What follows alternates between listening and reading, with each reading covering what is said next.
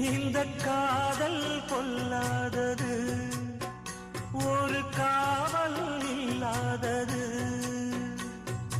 ஊதக்காத்தில் வஞ்சி மாது ஒத்தையிலே வாடும்போது போர்வை போல புத்தி அணைப்பே.